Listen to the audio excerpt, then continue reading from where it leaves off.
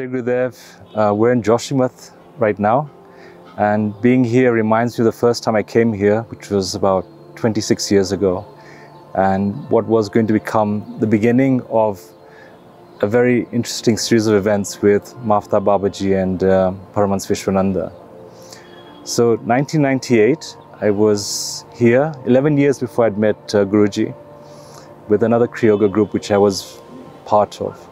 And it was my first pilgrimage to this part of India, into the Himalayas, with a Kriya Yoga group. So it so happens that we arrived here late at night to take a stopover because we're en route to Badrinath. And we arrived here about 9:30 at night, having been on the road for maybe about 12 hours. It had been a very, very long day. So our group, which was probably about 35 strong, basically left their bags at the hotel, and then we quickly went out to get a bite to eat, to get some dinner. And then we came back to the hotel, feeling very tired. And as we entered the hotel, there was a woman standing at the door. And she had started to speak to some of the other Kriya Yogis in the group about a very interesting story she had to tell about her experiences in Badrinath with Babaji. She had just come back from Badrinath, and as she saw our group, she said, "I'm so happy to see other Kriya Yogis." Anyway, our group leader got wind of what she was saying, and basically what she was saying was that in Badrinath, for many days consecutively, Babaji had been appearing at night at the end of her bed. And this was a physical appearance she was receiving from Mahavatar Babaji. Anyway, the group leader didn't like what she was saying and basically said she was crazy and that we should basically all go to bed and just ignore her. And that's what the group did. But somehow it didn't feel right for me. There was something very special. She was so beautiful. There was a glow on her face. And I just couldn't see how this person should be ignored. So eventually everyone retreated to their rooms. And I found myself in the lobby with just this woman and two other people that she had come with. And so we got talking. And after about 5 minutes, she basically pointed like this and said, "Look over there." And there was basically 3 steps. And she said, "Look over there, Mahavatar Babaji is standing just there." And I looked and I couldn't see, and I said, "I don't see him." So she said, "Let your eyes go slightly out of focus and look again." And I tried and I couldn't see him. Anyway, for the next hour, she basically started to tell me what Babaji was saying. And this went on for about an hour. And at one point in that hour, she basically said, and I was sitting down with her to my side, she said, he's sitting on your lap. And the way I understood it was that he was on one side. And as soon as she said that, I felt this cold sensation in a very specific point in the middle of my chest, and it was instant. As soon as she said those words, he's there, he's sitting just on you. I felt him. I felt this very cold sensation in the middle of my chest. Anyway, after about an hour, she said, "Is there anything else you want to know?" And I said, "No." And she said, "Okay, well, it's time to go." And I asked her, "Well, can I take your details?" And this is 1998. So, you know, the only thing I could ask her was for her email address and contact number. And she said no. All I got was her name. But she said, "I will see you again." She also told me that she was getting ready to leave her body. She was basically getting ready to drop her body. And what had been happening in Badrinath was that her body was basically just dissolving into light. And she was basically getting ready to leave her body. So that night, after she left, I basically wrote everything down, like I remember from that encounter.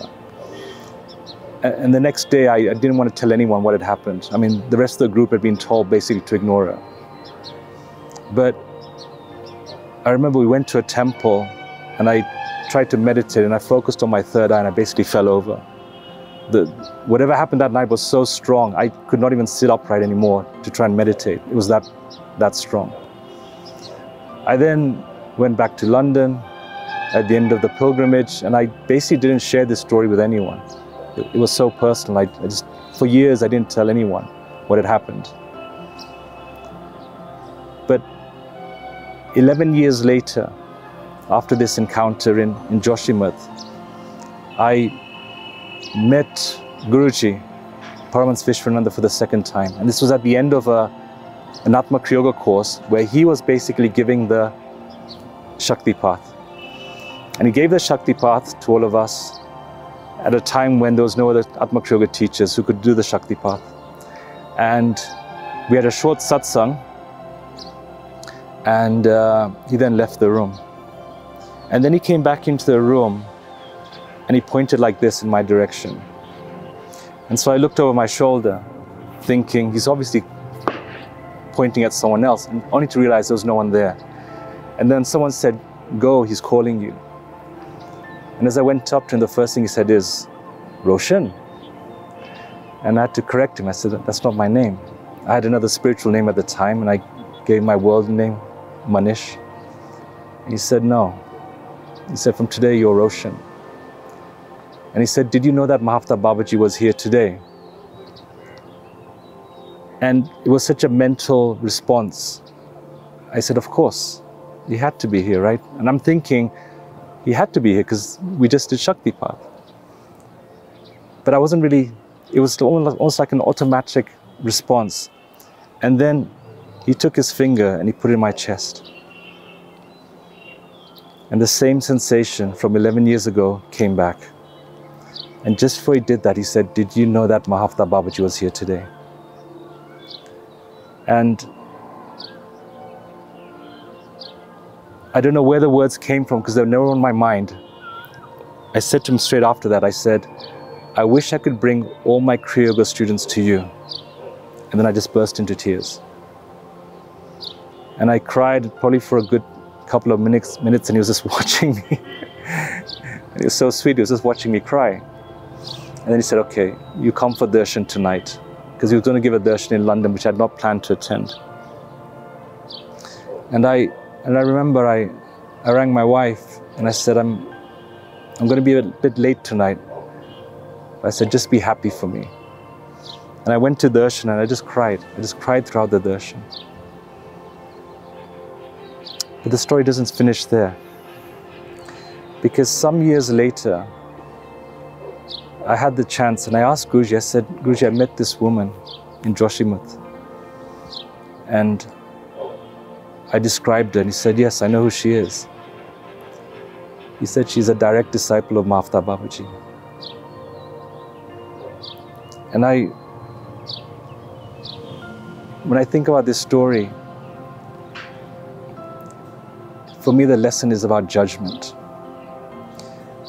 That night, this person came, and she came and she was so happy and beaming that she was meeting Kriya Yogis, followers of Mahavatar Babaji and the Kriya Yoga tradition. And this story seemed somehow too amazing, too good to be true. And so everybody ignored her. And actually they judged her. And I chose not to. I thought at least give her the benefit of the doubt. Let's at least hear what she wants to say. Because she came with a message. And it could have been any one of that group of 35, maybe even a group of us that could have had that episode with this woman. And so the point is, she was the real deal. She wasn't crazy. She was and is a direct disciple of Mahavatar Babaji. And in that moment, when I met Guruji, he gave me my spiritual name, and I realized he knew exactly what had happened 11 years ago before I knew anything about him, because he recreated the whole experience for me. And I remember in the weeks and months later, every time I'd meet him, he would put his finger in my chest like this. And that's the way he was working with me. Eventually at some point he stopped doing it, but it happened a few times. And this connection with Guruji and Babaji is so intimate. It's like they both know each other. intimately. They both, from my perspective, give that experience collectively. And it's like one is representing the other to the point where I don't see the separation. I just don't. So, and it's so nice actually to be able to tell this story in Joshimat, because actually this is where it kind of started for me. I was already part of other Kriya Yoga traditions. Some years later, Guruji asked me to teach Atma Kriya Yoga, and it's basically the focus of my Kriya Yoga teaching now. But actually that encounter in Joshimat, it just gave me a different perspective and a different love for Mahavatar Babaji and also his disciples, and in time, my Satguru, Paramahamsa Vishwananda. So, Jai Gurudev.